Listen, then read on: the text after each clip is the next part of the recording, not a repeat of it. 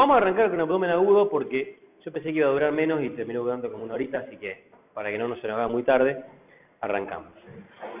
El tema de hoy es las patologías, ¿sí? Vamos a hablar fundamentalmente de abdomen agudo quirúrgico, quedará por ahí para otro momento, seguramente ustedes lo van a ver en el teórico, abdomen agudo médico. En general, yo siempre les cuento que a mí me gusta darles dos cosas, ¿no? O los temas que me gustan a mí, o temas que yo sé que realmente son muy útiles. Y este en particular es un tema que a mí también me parece fundamental, es un tema que les va a resultar muy útil, porque definir en la guardia un paciente con dolor abdominal es una de las primeras cosas que uno le toca como médico, ¿sí? Así como es muy difícil a veces definir si un paciente que viene con dolor de pecho es un síndrome coronario o no, y nos genera muchísima angustia y no sabemos si mandarlo a la casa, si dejarlo internado, si de qué se trata, acá pasa más o menos lo mismo, o sea, es tan grave mandar un paciente con un abdomen agudo médico a quirófano como mandar un abdomen agudo quirúrgico a la casa, ¿sí? ¿Por qué? Porque seguramente ese paciente lo estoy mandando con una apendicitis a la casa, va a volver tarde, va a volver cuando ya tenga una complicación. Entonces, eso en cierta forma, digamos, le pone en riesgo la vida del paciente y también nos pone en riesgo a nosotros como médicos, o sea, desde el punto de vista médico-legal, podemos tener en el futuro, digamos, una demanda por que el paciente ya, porque fue dado de alta erróneamente cursando un cuadro de abdomen agudo que después requirió cirugía. Entonces, tomar la decisión del manejo de estos pacientes a veces les puedo asegurar que preocupa bastante. Entonces, básicamente hay dos tipos de abdómenes agudos, los dos son similares desde el punto de vista clínico, a pesar que se pueden distinguir. Uno se trata de patologías de orden médico, donde obviamente la resolución no es de resorte quirúrgico, y otros son patologías, lógicamente, donde el paciente debe ser operado, inclusive en algunos casos a la brevedad, para que se pueda ser resuelto. Entonces, por suerte, en mi currícula, en mi facultad en Córdoba, teníamos 3 años de cirugía general. De hecho, se produce un poco un hecho medio raro, que ustedes lo van a ver. Yo siempre para que se rían un poco, les traigo mi título de médico. Hace casi 19 años me dieron ese título, médico cirujano, ¿sí? Algo que hoy no existe, pero en aquella época, y el título era así, porque se suponía que uno tenía ciertas habilidades para realizar algún tipo de cirugías. No era mi caso, la verdad que nosotros entrábamos a quirófano, ayudábamos, pero no mucho más que eso. Pero lo más importante, lo que yo más rescato es que realmente en esos años de cirugía teníamos oportunidad de charlar mucho con cirujanos, con residentes de cirugía. Realmente los cirujanos son muy buenos semiólogos y le dan mucha importancia al examen físico y a la anamnesis en un paciente que viene con un cuadro abdominal. Y el abdomen agudo quirúrgico tiene 5 grandes, digamos, entidades que la vamos a ir recorriendo, que son el abdomen agudo inflamatorio, el abdomen agudo obstructivo, el hemorrágico, el perforativo y el vascular. Vamos a hacer hincapié en los más frecuentes, que habitualmente son los inflamatorios, y vamos a arrancar antes que todo con lo que siempre charlamos, ¿no? Entonces, es muy importante, para poder llegar a un diagnóstico, saber cuáles son los síntomas que tiene el paciente, qué signos puedo encontrar en el examen físico, cuál es el diagnóstico del paciente. Yo siempre les cuento que lo peor que nos pasa a los médicos, en cualquier ámbito que uno se maneja, es no saber qué tiene el paciente.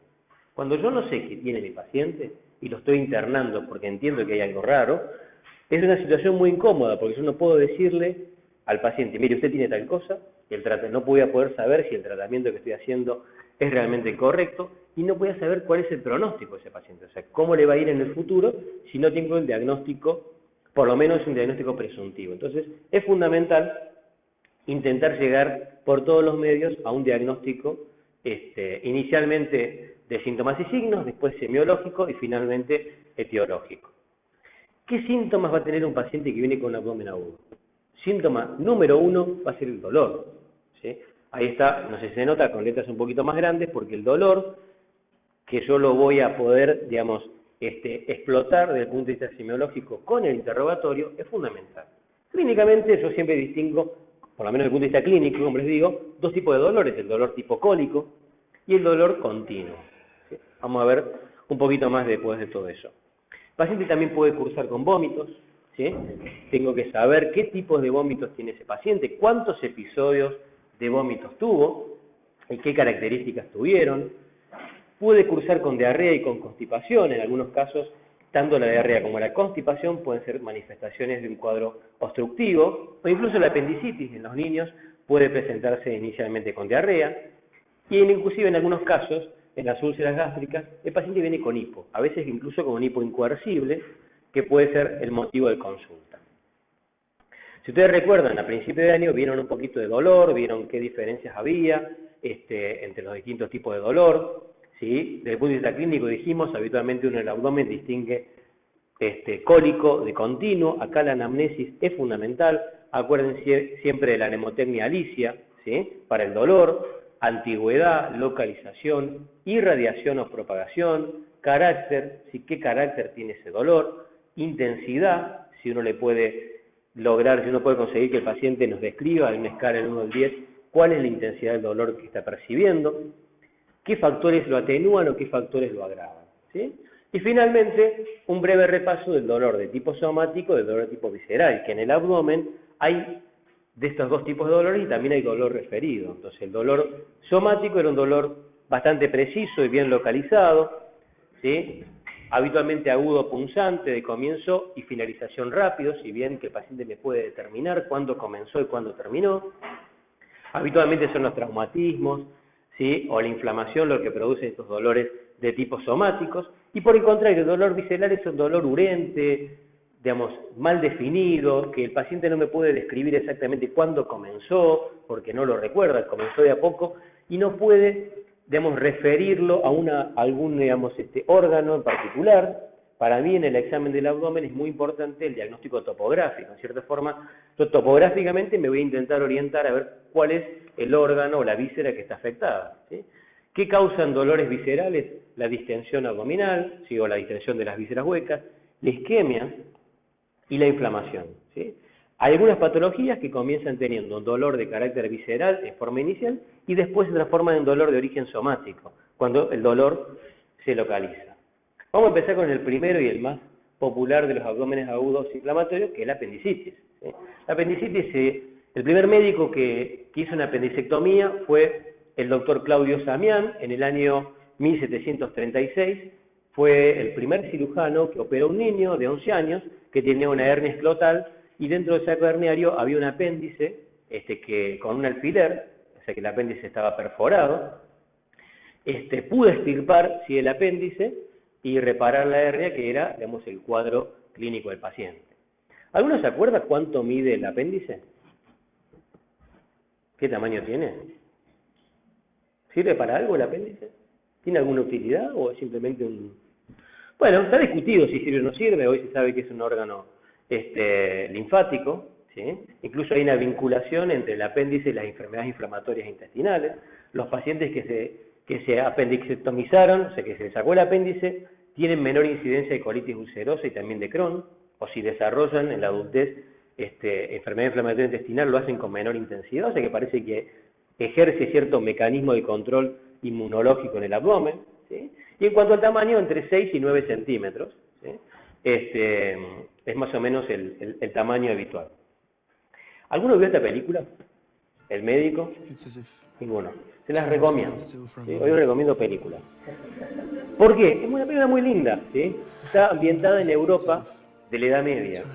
Y el personaje principal es un chico que queda huérfano porque su mamá fallece de lo que en aquella época se llamaba el mal agudo del abdomen. Si te agarraba el mal agudo del abdomen, chao, te morías. ¿Qué era el mal agudo del abdomen? La apendicitis, que sin operarse, la apendicitis tiene una mortalidad del 70%. 7 de cada 10 se van a morir.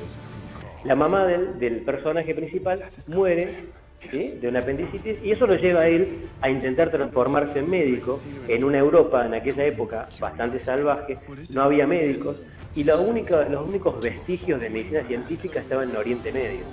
Él viaja a Oriente Medio a conocer un médico asiático que fue el que le enseña, digamos, las primeras prácticas médicas un poquito más científicas, y ahí él hace una apendicectomía, por lo menos en la película.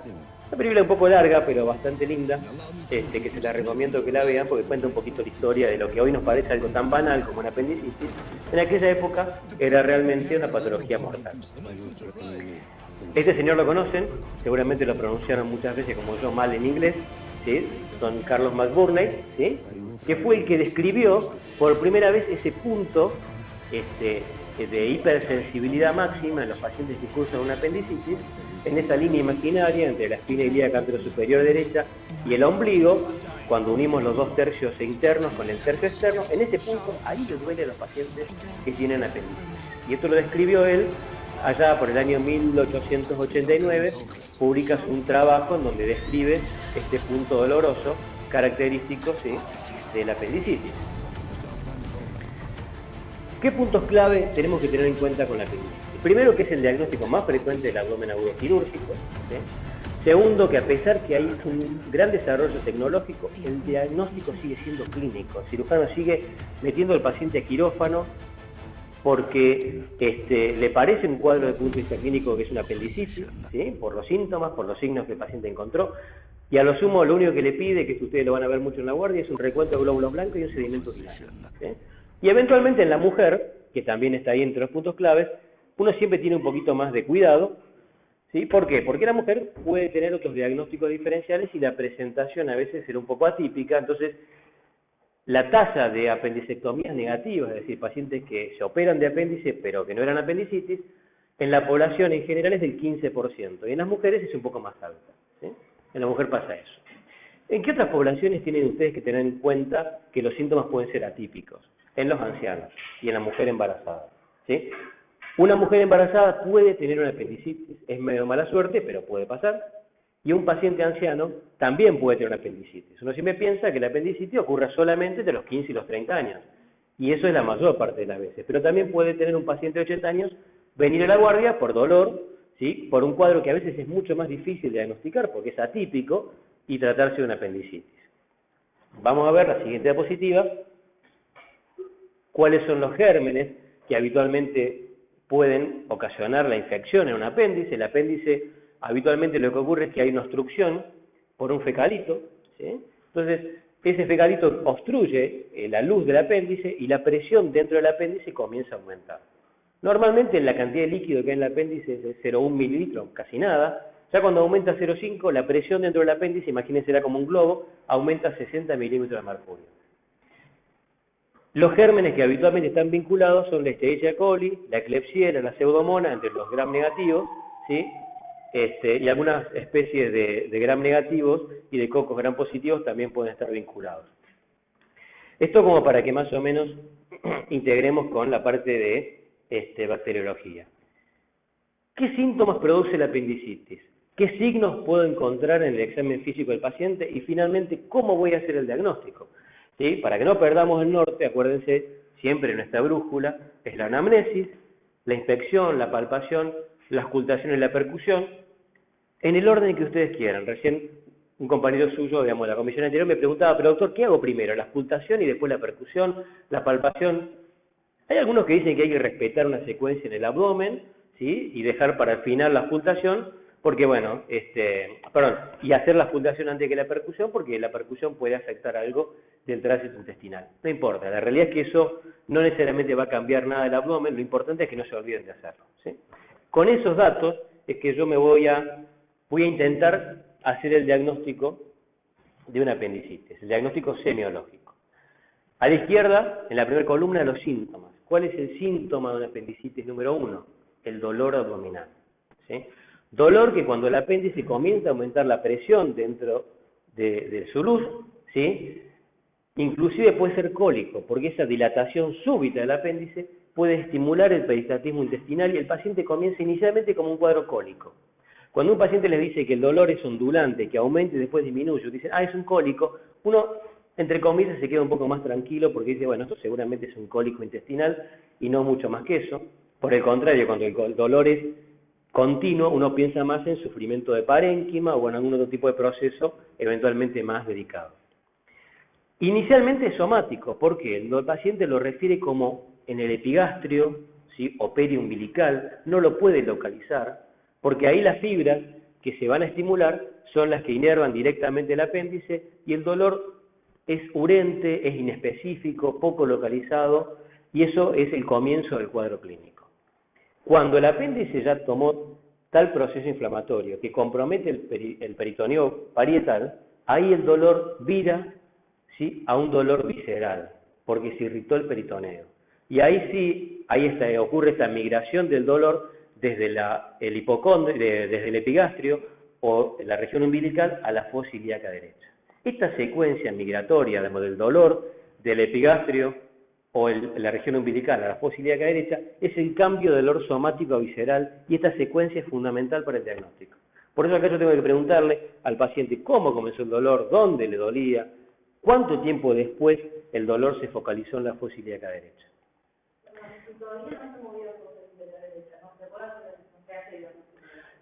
No es que no se pueda hacer el diagnóstico, como está en un proceso muy inicial. Habitualmente el paciente consulta después de las 6 horas del comienzo de los síntomas, ¿sí? Porque inicialmente lo asume como un cólico, como un cuadro, digamos, de malestar, una dispepsia, nada más que eso. Cuando el paciente, digamos, el dolor ya es fosa ilíaca derecha, ya es visceral, ¿sí? Ya hay la presión dentro del apéndice inflamó, ¿sí? Irritó el peritoneo parietal y por eso hubo ese giro en el cambio en la localización del dolor. Ya eso te da la pauta de que el cuadro tiene por lo menos 6 horas. Es muy difícil que un paciente entre a la guardia refiriendo dolor en fosa ilíaca derecha y con una apendicitis comiéndose un alfajor, ¿sí? O comiendo algo, ¿sí? El paciente está anoréxico, ¿sí? No tiene deseos de comer. Tan es así, es tan importante esto que si el paciente no está anoréxico, uno duda del diagnóstico. O sea, el cirujano no mete a quirófano un paciente que tiene ganas de comer, ¿sí? Porque la anorexia es algo que siempre está. Entonces es un dato que siempre hay que tenerlo en cuenta. O sea, nunca hay apendicitis con hambre, ¿no? Nunca hay apendicitis con hambre, ¿sí? No, el paciente no tiene ganas de comer. ¿Vomitan mucho los pacientes con apendicitis? ¿Qué les parece? ¿Qué vieron en la guardia? ¿Vomitan mucho o poco? Más o menos. ¿Cuál es el abdomen agudo que más vomita? Esto me decían siempre los cirujanos. El abdomen agudo que más vomita es la pancreatitis, ¿sí? Un abdomen agudo médico, que no tiene nada que ver con esto, por supuesto. Los pacientes con apendicitis vomitan, fíjense, el 75%, o sea, 3 de cada 4 va a tener 1 o 2 episodios de vómitos. No vomita mucho, ¿sí? Vomitan, ¿qué vomitan? Vomitan alimento. ¿Sí? No es un vómito fecaloideo, maloliente, ¿sí? Eso es de un cuadro obstructivo, de un abdomen agudo obstructivo. Entonces, tengo que preguntarle cómo es el vómito, qué color tiene, qué olor tiene. Y si lo puedo ver, ¿sí? Aunque me dé un poco de asco, tengo que verlo porque es fundamental para la interpretación del cuadro. Entonces, 1 o 2 episodios de vómitos. A veces puede presentarse con diarrea, en los niños fundamentalmente, y en algunos casos los pacientes describen estreñimiento, digamos que no es habitual en ellos en las últimas 12 horas. La secuencia sintomática clásica, esta secuencia de anorexia, dolor, vómitos, es fundamental. Yo tengo que preguntarle al paciente, ¿pero qué fue primero? ¿Los vómitos y después el dolor? ¿O primero el dolor y después los vómitos? ¿Por qué? Porque si la secuencia no es la típica, tengo que sospechar que no es una apendicitis lo que el paciente tiene, ¿sí? De nuevo, el cirujano no mete a quirófano un paciente que no tiene esta secuencia de dolor y de primero anorexia, después el dolor, después los vómitos, ¿sí? Porque eso es en el 95% de los casos siempre así. ¿Qué signos del examen físico voy a encontrar? ¿Lo voy a encontrar taquicárdico al paciente? No, ¿sí? Salvo que el paciente ya esté con una peritonitis aguda, la frecuencia cardíaca es un proceso muy local, no se modifica. ¿Lo voy a encontrar con mucha fiebre? Tampoco. Habitualmente la apendicitis, más en el comienzo del cuadro, no da mucha fiebre. A lo sumo aumenta 1 grado, grado y medio la temperatura corporal. Sí puede haber diferencial. Puede haber una diferencia de 1 grado más entre la temperatura rectal y la temperatura axilar. Y en algunas escuelas quirúrgicas se enseña siempre a tomar la temperatura rectal para, digamos, que sea un dato más que me haga pensar en un cuadro inflamatorio infeccioso a nivel abdominal. O sea, tiene que haber un grado más por de la rectal. De la rectal, exactamente, más alta de la rectal.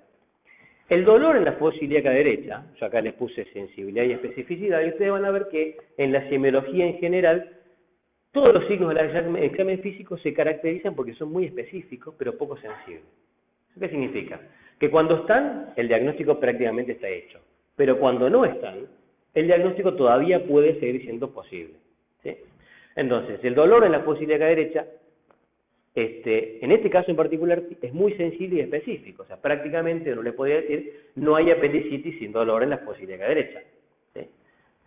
El punto de dolor McBurney, que ya recién lo describimos, también de nuevo, 94 de sensibilidad y 86 de especificidad, ¿sí?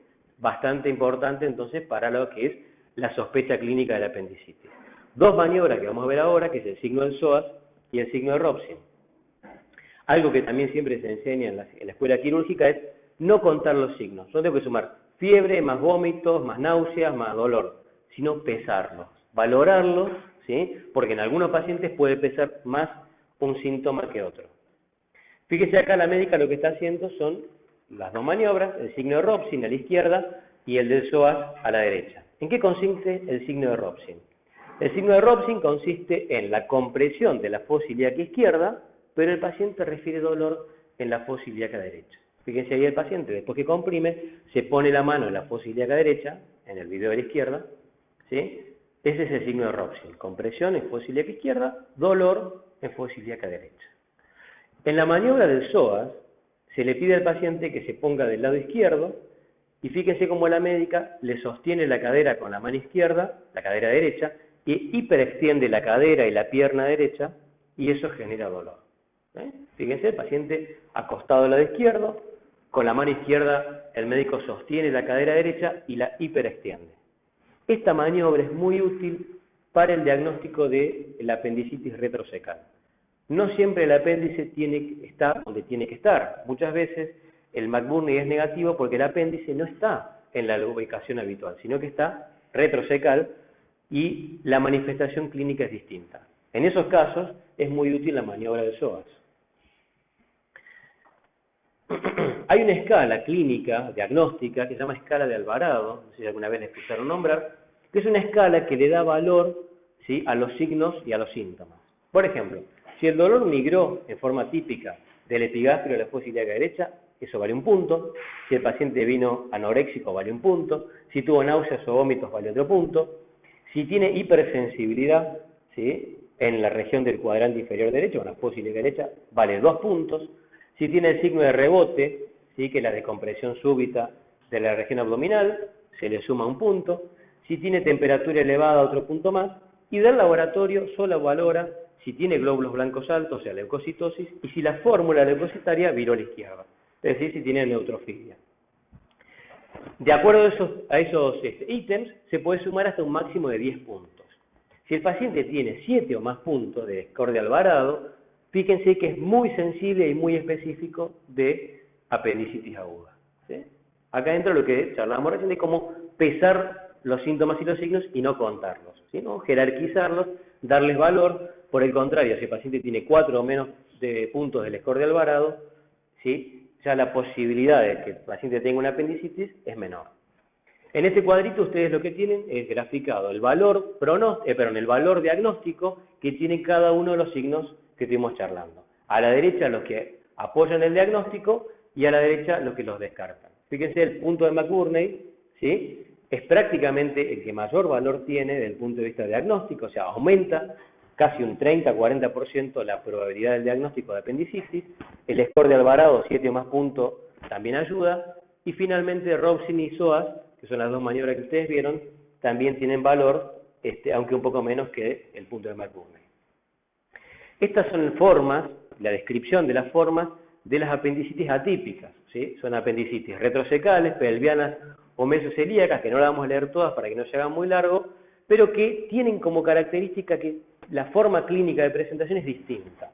Fíjese en el caso de la retrocecal, que es la segunda en orden de frecuencia, el dolor, digamos, no es tanto abdominal, sino que es en la fosa lumbar derecha, ¿sí? Hasta uno podría confundirlo con un cólico renal, ¿sí?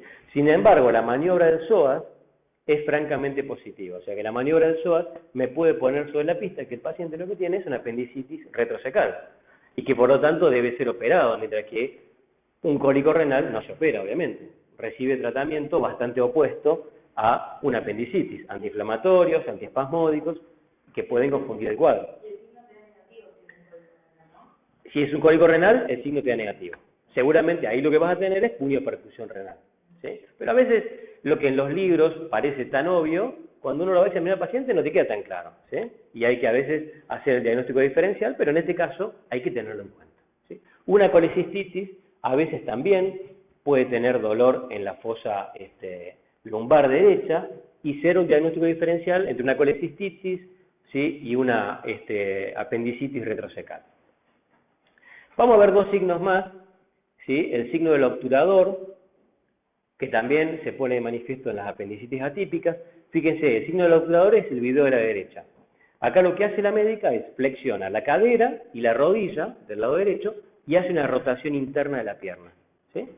Ese movimiento de rotación interna de la pierna genera dolor en la fosa ilíaca derecha, que es lo que el paciente le dice, ¿sí? Le está señalando con la mano que le duele ahí, en la fosa ilíaca derecha. Es otra manera de poner de manifiesto, de localizar topográficamente dónde está el origen del dolor que el paciente manifiesta.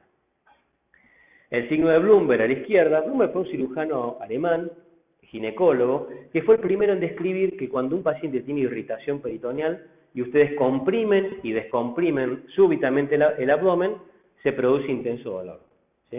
Esto es algo que también es muy importante tener en cuenta, porque una de las cosas que ustedes, cuando están de guardia y van a presentar al cirujano un paciente que están viendo que vino por dolor abdominal y tiene Blumberg, tiene signos de irritación peritoneal, ¿sí?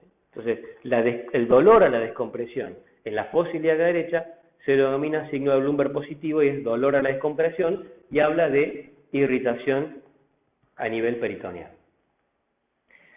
La apendicitis aguda, por supuesto, que tiene diagnósticos diferenciales. Siempre que ustedes tengan un paciente, tienen que tener en mente cuál es el diagnóstico presuntivo, y a veces uno lo comienza a tratar en función de ese diagnóstico presuntivo, pero también tiene que tener en mente diagnósticos diferenciales. Y si no es una apendicitis, si es otra cosa, tengo que pedirle algún otro estudio para descartar algún otro diagnóstico diferencial. En el caso de la apendicitis, ¿en qué tengo que pensar? Adenitis mesentérica. Acá muchas veces el diagnóstico es después que se le hizo la apendicectomía, y el apéndice estaba sanito, pobre, igual se lo sacan por las dudas para que no moleste en el futuro, ¿sí? Apendicectomía profiláctica sería, pero en realidad lo que el paciente tenía era una adenitis, era un proceso inflamatorio, ¿sí? Ganglionar y nada más que eso. La enfermedad inflamatoria pélvica, la rotura del folículo de Graf, la torsión de un quiste de ovario o un embarazo ectópico, son todos diagnósticos diferenciales ginecológicos que lo tengo que pensar, obviamente, en la mujer joven o no tan joven, ¿sí? Y acuérdense, yo me acuerdo que tenía siempre un libro de cirugía, nosotros usábamos el de la Escuela de La Plata, que es el doctor Klinsmann, decían, el embarazo ectópico no tiene estado civil. O sea, no es que tengo que estar preguntándole al paciente si es casado, si es soltero, ¿sí? No tiene estado civil, hay que pensarlo en todos los pacientes, ¿sí? Embarazo ectópico, ¿sí? Rotura de folículo, torsión de quiste de ovario, fundamental. Descartar diagnósticos diferenciales ginecológicos. Divertículo de Meckel, enfermedad de Crohn y gastroenteritis aguda serían otros diagnósticos que también pueden entrar en el diagnóstico diferencial de una apendicitis. Esta es una secuencia que posiblemente los que están lejos no alcanzan a leer, pero yo se las comento, de cómo se maneja un paciente con una apendicitis. Lo primero, arriba en blanco, interrogatorio y exploración física. Lo primero que tengo que hacer yo es interrogarlo bien al paciente, preguntarle cuáles son sus síntomas, cómo comenzaron, si hay elementos o situaciones que lo agravan, situaciones o elementos que lo atenúan, en qué secuencia aparecieron los síntomas, explorarlo en el examen físico en forma completa, ¿sí? Prácticamente el diagnóstico presuntivo tiene que estar hecho con el interrogatorio y el examen físico, y puedo tener dos alternativas, una presentación típica, que es lo de la izquierda, ese cuadro grande, o una presentación ambigua, típica, que es la secuencia de la derecha. A la izquierda tengo presentación típica, duración del dolor, rigidez, migración del dolor, ¿sí? Hipersensibilidad en la fosa ilíaca derecha, anorexia. Ese paciente va a lo que dice en cuadrito abajo a la izquierda, apendicectomía. El paciente se opera con recuento leucocitario, con sedimento urinario normal, descartando, en el caso de la mujer, patología, digamos, anexial. Con la presentación típica, va a quirófano, es una apendicitis. En el caso de la presentación ambigua o atípica, que es la imagen de la que son la secuencia de la derecha, ahí ya sí tengo que quizás recurrir a métodos de diagnóstico por imágenes, ecografía, tomografía, porque bueno, puede tratarse de algún otro cuadro, eventualmente no necesariamente quirúrgico, que tengo que descartar. Y para terminar con la apendicitis, simplemente esto que dice que bueno, que el tratamiento de la apendicitis es uno de los mayores adelantos de la medicina en los últimos 100 años. ¿Sí? Que no se olviden de que cuando los pacientes no se podían operar o que no se sabía que por qué se producía este cuadro inflamatorio infeccioso en el abdomen, la mortalidad era del 70% y hoy es menor al 1 gracias al diagnóstico, digamos, precoz y a la cirugía. Una de las complicaciones... Sí. Apendicectomía, ¿no? Sí. Porque hay Hay veces que dan fármacos, ¿no? Para... No. Eso no Eso lo único que hace es, termina generando complicaciones. O sea, el tratamiento es, si es una apendicitis, apendicectomía. Acá no hay otra alternativa más que la quirúrgica. Muchas veces los cirujanos se escandalizan cuando los pacientes vienen con tratamiento antibiótico, porque el tratamiento antibiótico cubre a veces el cuadro clínico, hace que el paciente se vaya a la casa y termine volviendo con un absceso, termine volviendo, digamos, con un plastrón apendicular, o sea, vos terminaste lo que es encubriendo el cuadro clínico, ¿sí? Entonces, es más, lo que se aconseja es no administrar antibióticos, salvo que sea en la profilaxis posoperatoria de 48 horas, no administrar antiespasmódicos, no administrar analgésicos para no encubrir el cuadro clínico y poder tener certeza de cuál es el diagnóstico real, ¿no? Bueno, esto simplemente, ¿cuáles son los datos que encontramos en una peritonitis? ¿Sí? Que es la complicación más temida de una apendicitis y de otros cuadros clínicos también quirúrgicos del abdomen. La rigidez, ¿cómo es la rigidez del abdomen en la peritonitis? ¿Cómo se llama eso? En tabla. En tabla, ¿sí? Que en los más flaquitos obviamente se nota más que en los pacientes con un poco más de abdomen. El abdomen está totalmente contracturado, rígido, y no es una contractura voluntaria porque lo toqué con las manos frías o porque el paciente está con miedo, sino que utilicé todas mis maniobras, lo distraje, me puse a charlar de otra cosa mientras lo estaba revisando y el abdomen está en tabla, está totalmente rígido y ese es uno de los datos que más valor tiene desde el punto de vista diagnóstico para hablar de compromiso peritoneal. La defensa, o sea, el abdomen tenso, pero no en tabla, en la palpación, la maniobra de la tos, yo le pido al paciente que tosa y obviamente no quiere toser, porque si tose aumenta la presión intraabdominal y el peritoneo se extiende y por lo tanto le produce dolor, entonces el paciente lo que hace es intenta toser siempre, digamos, una tos muy cortita, muy superficial, para que no aumente el dolor, y el dolor a la descompresión, que lo vimos recién, el signo de Bloomberg, que cuando es en todo el abdomen se llama signo de Queneau de Mussy, también es positivo porque obviamente habla de irritación peritoneal. Vamos a ver el segundo gran diagnóstico que tenemos que tener en cuenta en los abdómenes agudos inflamatorios, ¿sí? Colecistitis aguda, ¿sí? Acá aparece nuestra amiga la vesícula, ¿sí? La vesícula cuya función es el almacenaje de bilis y las sales biliares, ¿sí? Para que a través del cístico y después del colédoco vayan a parar, ¿sí? A la segunda porción del duodeno. Habitualmente los pacientes que tienen colecistitis aguda suelen tener el antecedente de cólicos biliares, ¿sí? Cuando consumen los famosos alimentos colecistoquinéticos, la vesícula se contrae y habitualmente si hay cálculos dentro de su luz, ¿sí? Esto produce un intenso dolor que los pacientes suelen controlarlos con antiespasmódicos y con algún analgésico y no suele pasar a mayores.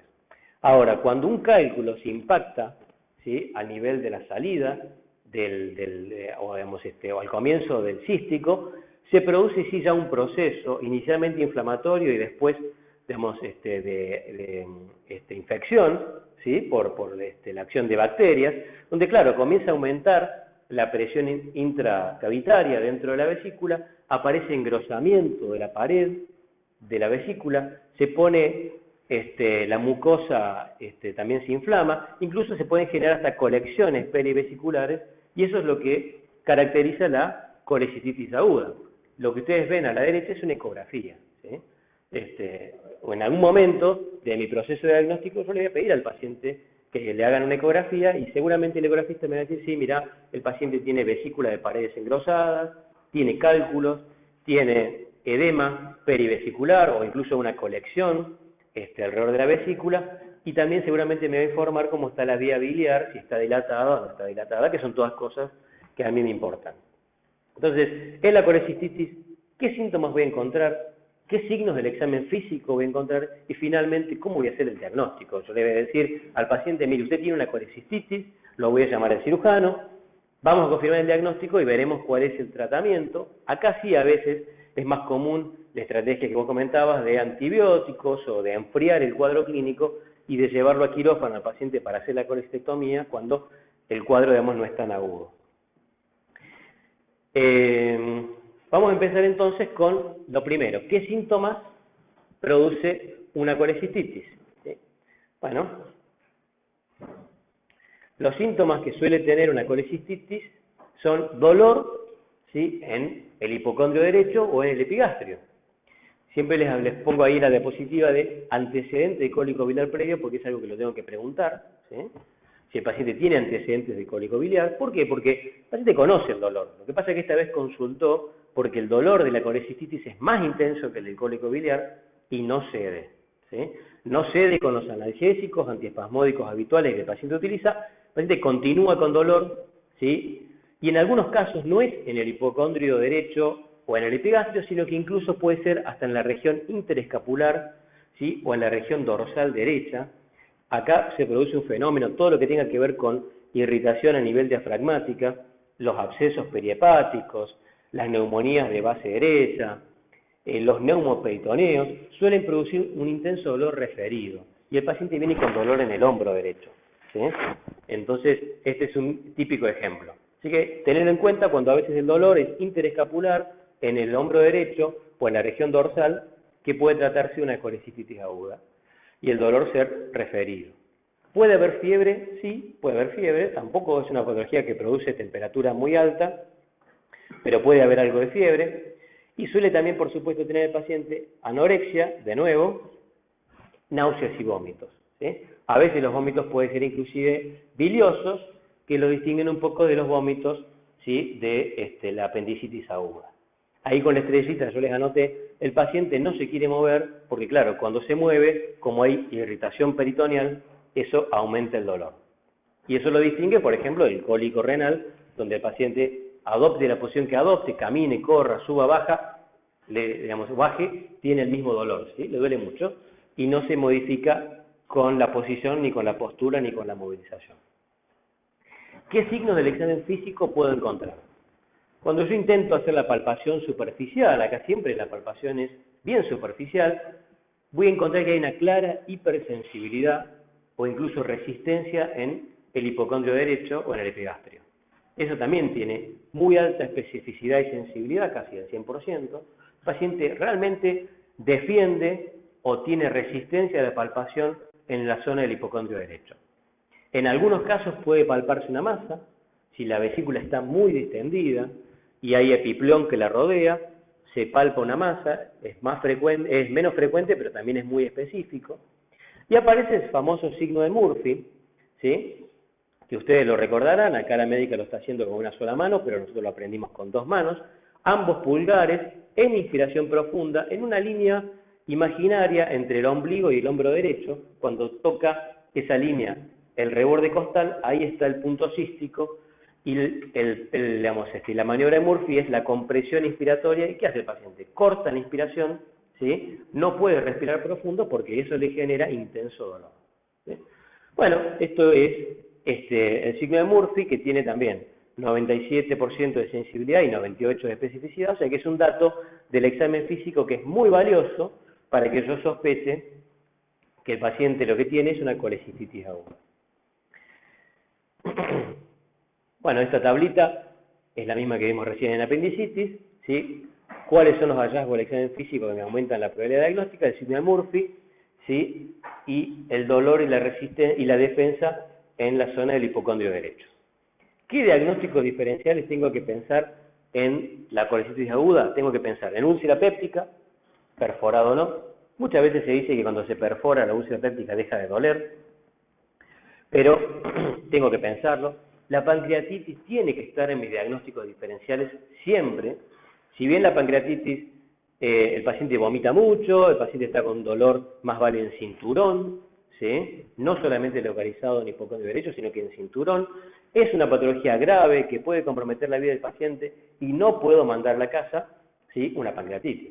Entonces, seguramente dentro de la rutina de laboratorio que yo le voy a pedir, más si el paciente tiene historia de litiasis vesicular, que es un factor de riesgo de pancreatitis, ¿sí? Pancreatitis biliar, le voy a pedir una amilasa, ¿sí? Una amilasa dentro del laboratorio. Con la amilasa normal me voy a quedar tranquilo que el paciente no tiene una pancreatitis.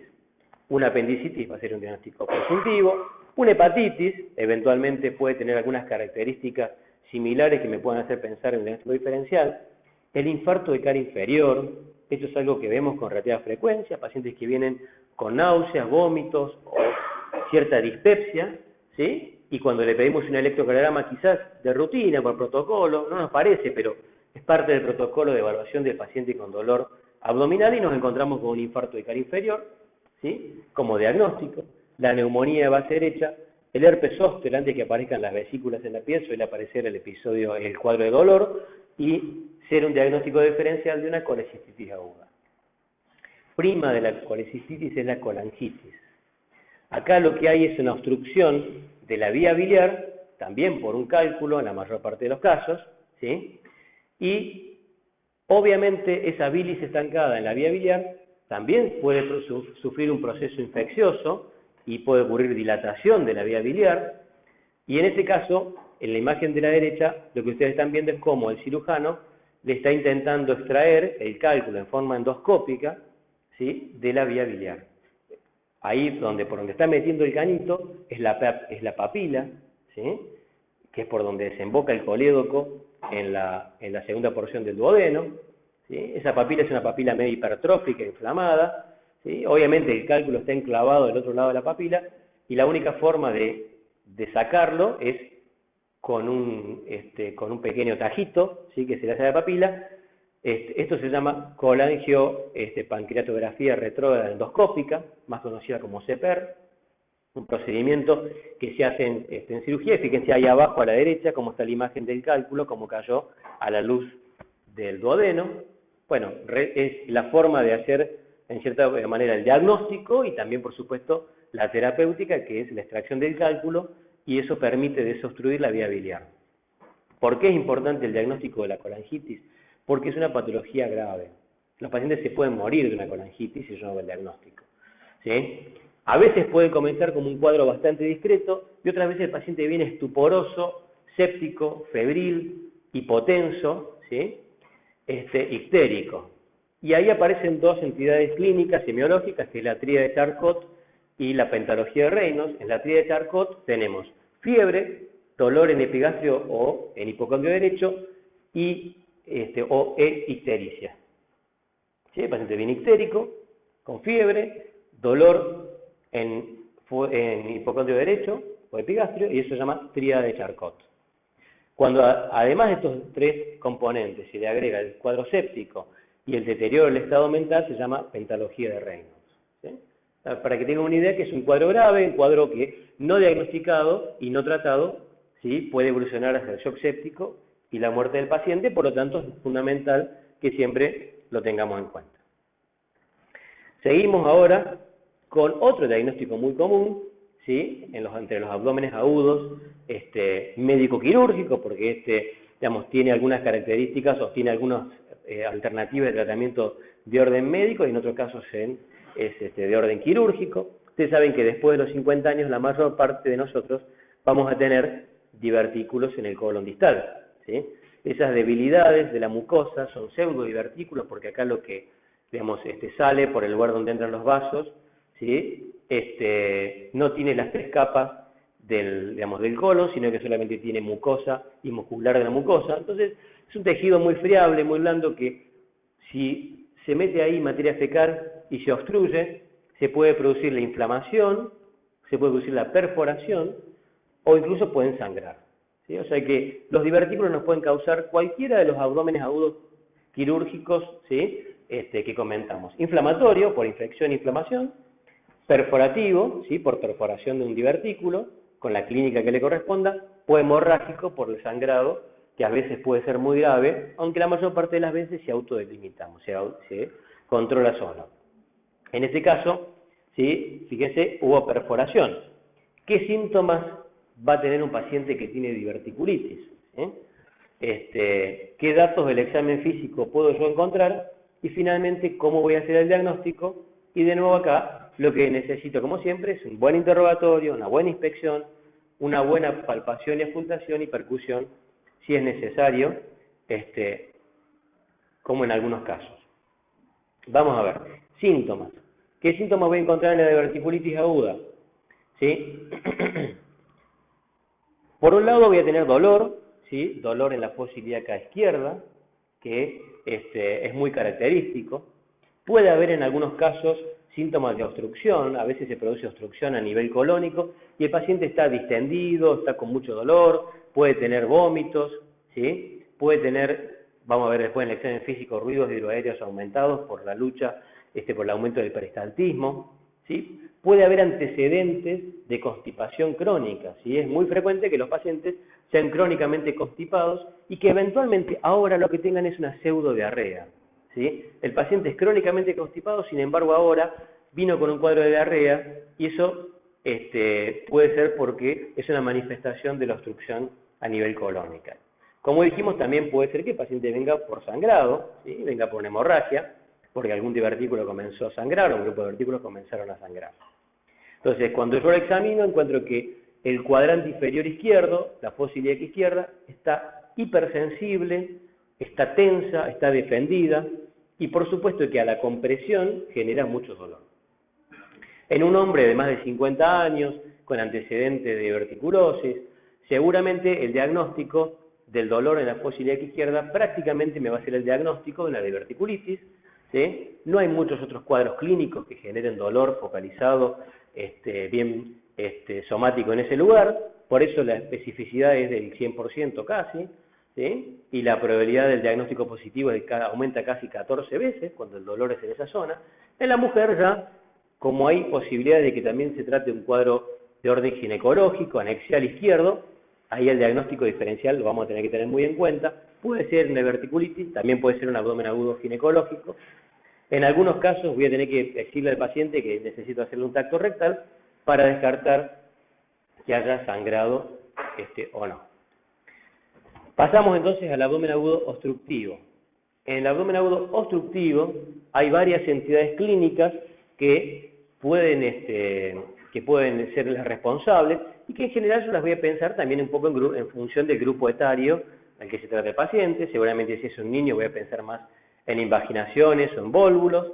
Si es un paciente anciano o de más de 50 años voy a pensar en hernias, en cáncer o en bridas. Si el paciente, cuando yo lo examiné, vi que tenía cirugía abdominal previa por distintos tipos de patologías, seguramente esas adherencias peritoneales pueden ser las responsables de la formación de bridas, y el paciente viene con un cuadro oclusivo o suboclusivo, con el abdomen muy distendido, con dolor, ¿sí? El dolor inicialmente suele ser de tipo cólico, al principio del cuadro obstructivo, después cuando el abdomen está totalmente distendido, ¿sí? y entramos en un cuadro de ilio, ¿sí?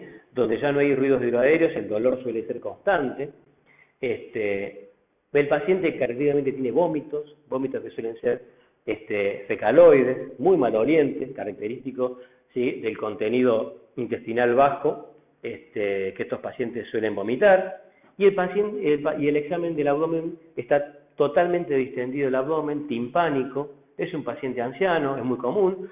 Bueno, ustedes cuando ya lo ven en la guardia, que el paciente tiene la panza pobre como un globo, ¿sí? Con mucho dolor y está vomitando, bueno, el diagnóstico del abdomen agudo obstructivo va a estar siempre, vamos a tener siempre en cuenta, y ahí uno tiene que pensar en las distintas alternativas y cómo se puede resolver estos cuadros. En algunos casos puede ser que una conducta expectante y algún tipo de tratamiento médico logre eso obstruirlo, y en otros casos el paciente obviamente necesita entrar a quirófano. El abdomen agudo perforativo, ¿sí? Cuando hay perforación de víscera hueca, acá se puede haber perforado un divertículo o se puede haber perforado una úlcera gástrica o una úlcera duodenal. En cualquier caso, es un cuadro muy súbito, con dolor muy, muy intenso, ¿sí?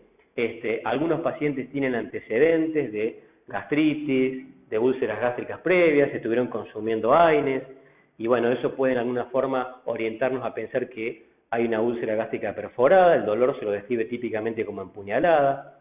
Como hay pasaje de líquido y gases al peritoneo, el peritoneo responde con una intensa reacción inflamatoria, entonces el abdomen está en tabla, ¿sí? Está totalmente contracturado.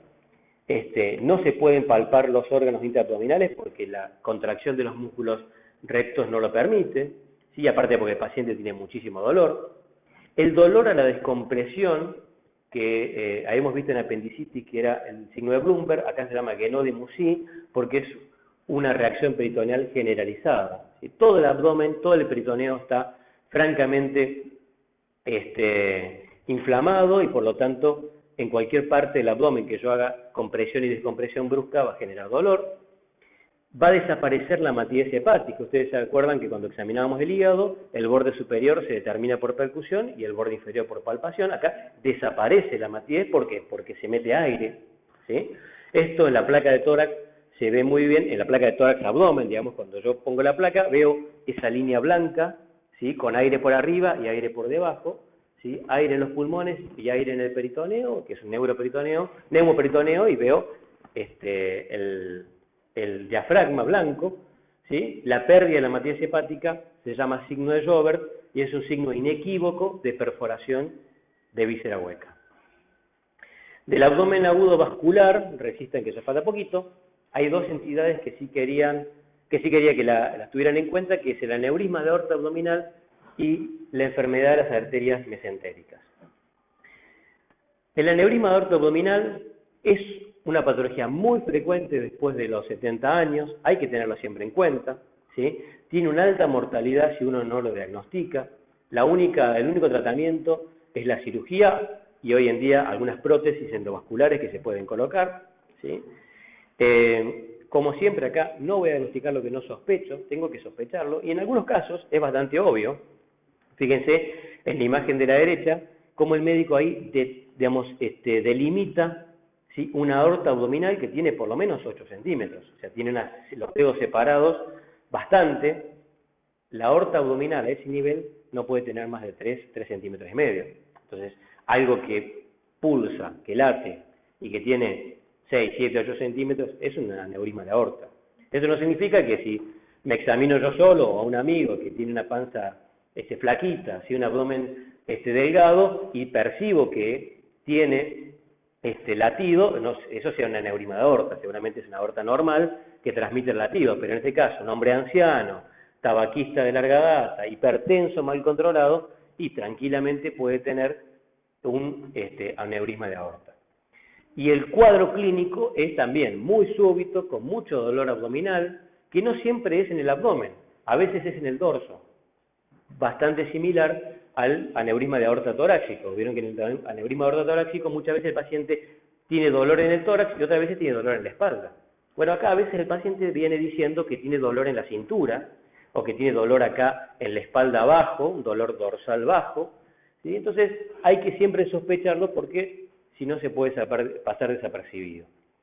Puede que el paciente haya hecho un episodio sincopal, a veces se puede presentar. Puede que el paciente venga con un déficit neurológico, habitualmente de miembros inferiores, siempre sospechar el aneurisma de aorta, y si el aneurisma de aorta está complicado, o sea, se ha roto, aunque esté contenido parcialmente por las vísceras del abdomen, a veces el aneurisma se rompió y las vísceras lo contuvieron transitoriamente, pero el paciente perdió gran parte o una buena parte de la volemia en el abdomen, ¿sí? El paciente va a estar taquicárdico, hipotenso, y si no se hace el diagnóstico, obviamente no tiene ninguna chance de sobrevivir. Bueno, esto simplemente era un gráfico donde muestra una tabla, mientras más grande es el aneurisma, mayor es la chance de que se rompa. Después lo ven tranquilos, ¿sí? Entonces, sospechar cuando encuentro en el abdomen una masa pulsátil, ¿sí? Más si es grande. Puedo encontrar asimetría de pulso, a veces los aneurismas se disecan y puede que tenga pulso distinto en las arterias ilíacas, o si tiene signos de isquemia distal, le saco las medias al paciente, yo observo que no tenga signos de isquemia a nivel de los dedos, que eso también puede pasar en algunos casos. Y el diagnóstico lo voy a hacer, primero porque tengo un alto nivel de sospecha. Si el paciente viene con dolor abdominal súbito, es un paciente anciano, tabaquista, hipertenso, con sistema vascular periférico, o sea, tiene todas las fichas para poder tener un aneurisma de aorta. A veces puede ser un diagnóstico relativamente sencillo de hacer, si es un abdomen fácilmente palpable, donde yo detecto fácilmente la aorta, otras veces no, el abdomen es globuloso, es un paciente obeso, y obviamente no me va a resultar fácil hacer el diagnóstico, pero por lo menos lo sospeché, y hoy en día hay métodos de diagnósticos por imágenes, como la tomografía o la resonancia. Esto es una tomografía con reconstrucción 3D, donde fíjense que prácticamente se puede lograr una imagen anatómica, se puede observar la aorta abdominal. Habitualmente los aneurismas nacen debajo de las arterias renales y pueden comprometer el nacimiento de las ilíacas o extenderse inclusive a través de las ilíacas, y obviamente cuando el diagnóstico hecho, ya se puede planificar algún tipo de estrategia, ¿sí?, de tratamiento quirúrgico o endovascular que le dé algún tipo de probabilidad de sobrevida al paciente. ¿Hay indicación de cirugía cuando es más de 5 o 6 centímetros que mide? Más de 5. Más de 5. Más de 5. Eso es forma crónica, ¿no? Ajá. En forma crónica. Lo que sigue, que es lo último, es el abdomen agudo vascular, ¿sí?, que es una patología también muy grave, con una tasa de mortalidad muy alta, ¿sí?, alrededor del 50 al 75%, que muchas veces uno comienza a pensar en esto cuando descarta otros diagnósticos y no encuentra cuál es la causa de por qué el paciente tiene dolor abdominal, por qué tiene distensión. Y fíjense, lo que ocurre acá es lo que ustedes están viendo en la foto a la izquierda. Hay isquemia mesentérica, porque hay compromiso a nivel del tronco celíaco, la mesentérica superior o la mesentérica inferior. Habitualmente, si bien hay una rica red de colaterales, si el paciente tiene aterosclerosis en algún otro lecho, también lo puede tener en las arterias mesentéricas, y puede haber un episodio embólico que complique todo y el sistema de colaterales es insuficiente y aparece isquemia, como en esta foto, que ustedes ven como todo el intestino delgado, una buena parte, está totalmente, está en vías de necrosarse, por lo tanto, el cirujano no le queda otra más que extraer todo el tejido o el intestino que no sea viable. Esto para que vean la rica red de colaterales que hay entre los tres grandes vasos arteriales del abdomen, ¿no? El tronco celíaco, la mesentérica superior e inferior, cada uno tiene su área, digamos, de irrigación normal, y en forma crónica el paciente lo que suele tener es la angina mesentérica, ¿sí?, como el angor coronario, pero en este caso a nivel abdominal, que ocurre postprandial, cuando aumentan los determinantes del consumo de oxígeno, o sea, aumenta la demanda de sangre a nivel abdominal, en un paciente que tiene lesiones crónicas, críticas, a nivel de alguna arteria o de un par de arterias, aparece angina, aparece dolor. Algunos pacientes hasta a veces tienen miedo de comer porque saben que después que comen, comienzan inmediatamente con angor mesentérico. Esto siempre también hay que interrogarlo. A veces son pacientes ancianos, con diabetes o con antecedentes de aterosclerosis en algún otro lecho vascular. Si el dolor es periumbilical, ¿sí?, esto puede sugerir de que la arteria mesentérica inferior está desviando flujo hacia el tronco celíaco y por lo tanto poniendo isquémico al intestino.